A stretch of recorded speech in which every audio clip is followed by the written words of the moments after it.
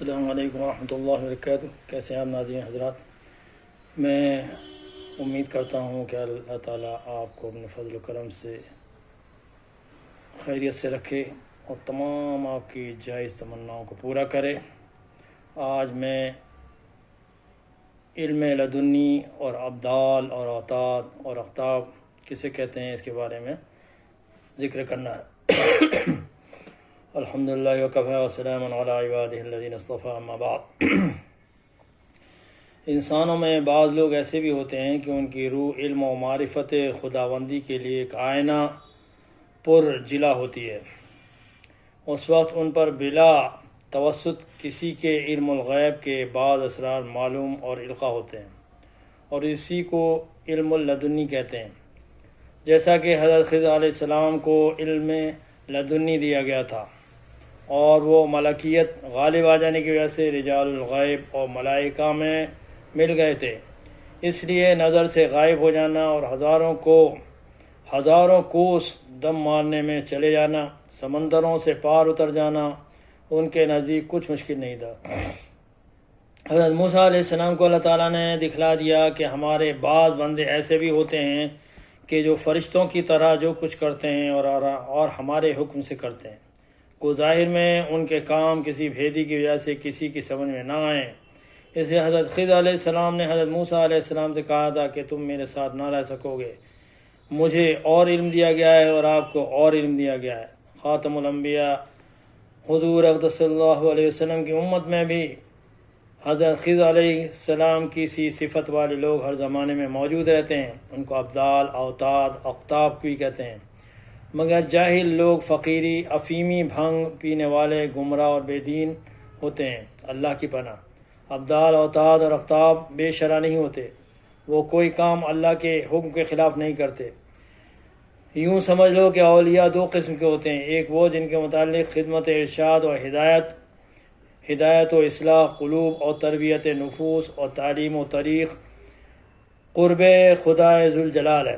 یہ حضرات اہل ارشاد کہلاتے ہیں، اور ان میں جو اپنے زمانے میں افضل و اکمل ہوا، اس کا فیض بڑا ہوا اس کو قطب الارشاد کہتے ہیں۔ یہ انبیاء علیہ السلام کے نائب ہوتے ہیں اور ان کا طریق نبوت ہوتا ہے۔ دوسری قسم کے اولیاء کے متعلق خدمت، اصلاح معاش اور امور دنیاویہ اور دفع بلیات ہے کہ اپنی ہمت باطنی سے حق تعالیٰ کے حکم سے ان امور کی درستی کرتے ہیں۔ ان حضرات کو اہل تکوین کہتے ہیں اور عرف میں اہل خدمت کہتے ہیں، اور ان میں جو افضل و اکمل ہیں اور دوسروں پر حاکم ہیں وہ خود تکوین کہلاتے ہیں، اور یہ ظاہری صورت میں شکستہ ہار اور ذلیل و خوار رہتے ہیں، مگر ایسے لوگوں سے نہ دین کا نفع نہ دنیا کا۔ اور یہ دو قسم کے لوگ ہوتے ہیں، ایک ملامتی، دوسرے کو قلندری کہتے ہیں۔ ملامتی فرضوں کے سوا اور سب نفل عبادتوں کی چھپ کر عبادت کرتے ہیں تاکہ معمولی آدمی سمجھے جائیں، اور قلندری وہ ہیں جو نفلی عبادت کم کریں اور دل سے یاد الہی میں مشغول ہیں۔ یاد رکھو، جو آدمی شرع کے خلاف ہو، پاگل ہے، مجنون ہے، وہ ولی نہیں ہو سکتا۔ اب میں سورہ انعام کا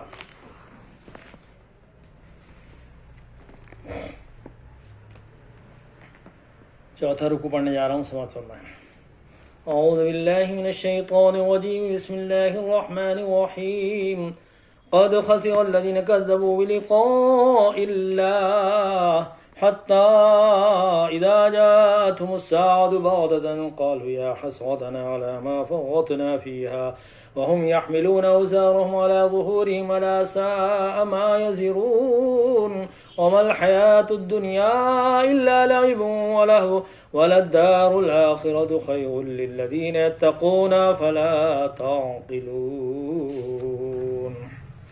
قد نعلم إنه ليحزنك الذي يقولون فإنهم لا يكذبونك ولكن الظالمين بآيات الله يجحدون ولقد كذبت رسل من قبلك فصبروا ولا ما كذبوا وأوذوا حتى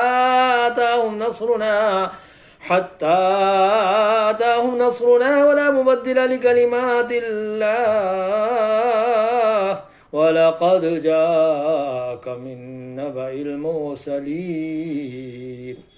وَإِن كَانَ كَبُرَ عَلَيْكَ إِعْرَاضُهُمْ فَإِنِ اسْتَطَعْتَ أَن تَبْتَغِيَ نَفَقًا فِي الْأَرْضِ أَوْ سُلَّمًا فِي السَّمَاءِ فَتَأْتِيَهُم بِآيَةٍ وَلَوْ شَاءَ اللَّهُ لَجَمَعَهُمْ عَلَى الْهُدَى فَلَا تَكُونَنَّ مِنَ الْجَاهِلِينَ إِنَّمَا يَسْتَجِيبُ الَّذِينَ يَسْمَعُونَ وَالْمَوْتَى يَبْعَثُهُمُ اللَّهُ ثُمَّ إِلَيْهِ يُرْجَعُونَ وقالوا لولا نزل عليه آية من ربه قل إن الله قادر على أن ينزل آية ولكن أكثرهم لا يعلمون وما من دابة في الأرض ولا طائر يطير بجناحيه إلا أمم أمثالكم ما فرطنا في الكتاب من شيء ثم إلى ربهم يحشرون والذين كذبوا بآياتنا صم وبكم في الظلمات من يشاء الله يضلله ومن يشاء يجعله على صراط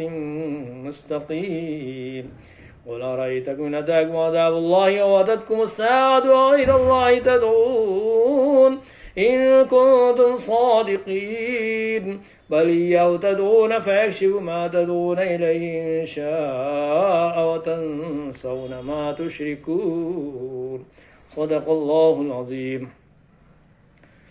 پناہ مانگتا ہوں اللہ کی شیطان مردود سے۔ شروع کرتا ہوں اللہ کے نام سے جو نہایت مہربان نہایت رحم والا ہے۔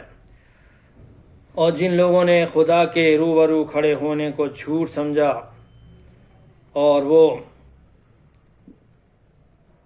گھاٹے میں آ گئے، یہاں تک کہ جب ان پر قیامت ناگاں موجود ہوگی تو بول اٹھیں گے کہ ہائے اس تقصیر پر افسوس ہے کہ جو ہم نے قیامت کے بارے میں کی، اور اپنے اعمال کے بوجھ اپنی پیٹھوں پر اٹھائے ہوئے ہوں گے۔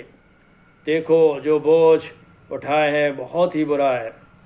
دنیا کی زندگی تو ایک کھیل اور شغف ہے، اور بہت اچھا گھر تو آخرت کا گھر ہے، اور یعنی ان کے لیے جو خدا سے ڈرتے ہیں۔ کیا تم سمجھتے نہیں ہو؟